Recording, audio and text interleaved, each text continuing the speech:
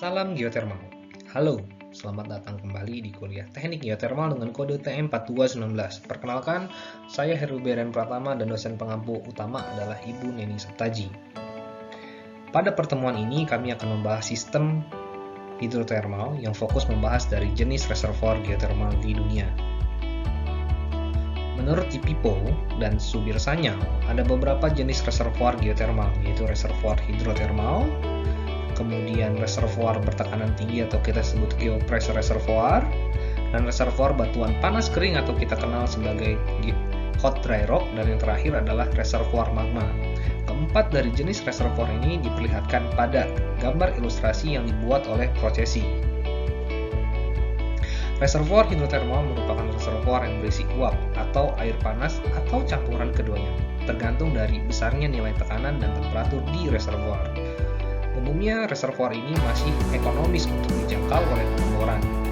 Kedalaman ekonomis yang dapat dijangkau pengeboran tidak sama di daerah yang lain. Ada yang bukan kurang dari 4 km, tapi juga untuk Indonesia, kedalaman ekonomis adalah kurang dari 2 km.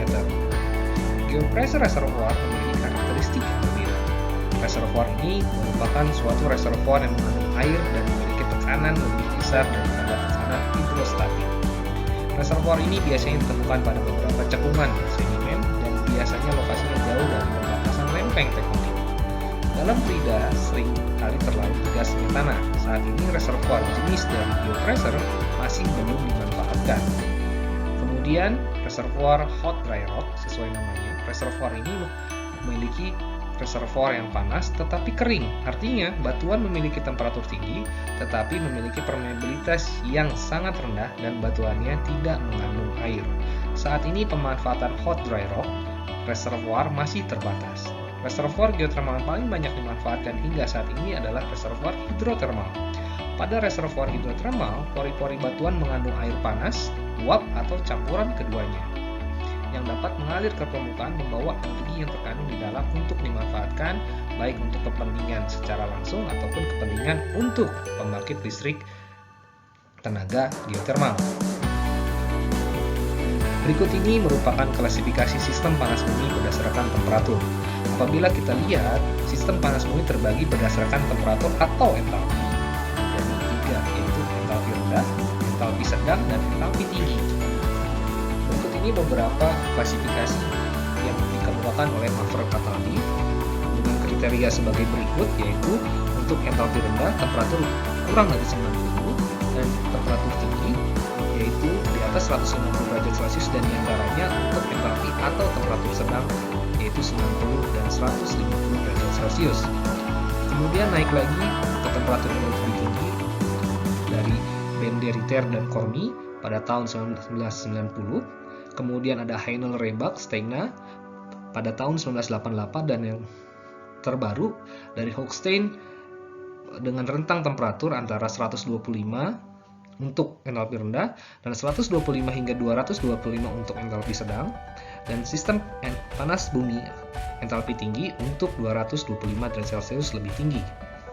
Nah, untuk Indonesia karena lokasi dari energi geotermal berdasarkan dari aktivitas magmatik dan tektonik, maka klasifikasi yang cocok adalah klasifikasi temperatur geotermal untuk klasifikasi dari Hochstein.